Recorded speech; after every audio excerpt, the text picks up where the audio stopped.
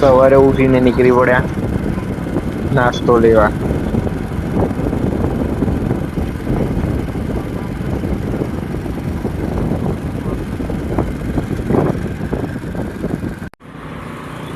પહોંચી ગયા આપણે ફાઇનલી સેવસર ની લારીએ.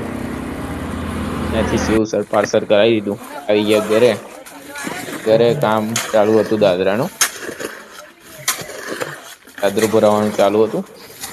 ત્યાં બપોર જ માલ બનાવી દીધો. પાછળ ઉપરથી જોયું તો આપડી ઝોપડી વરસાદના કારણે નમી જઈ હતી એક સાઈડ થી.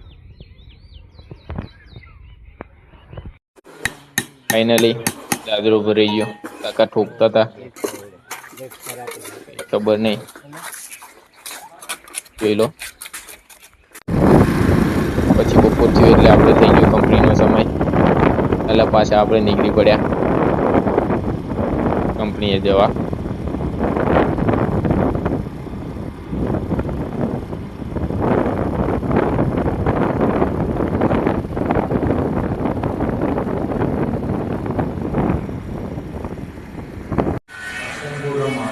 કંપનીએ પહોંચ્યા એટલે મસ્ત મોસમ હતો.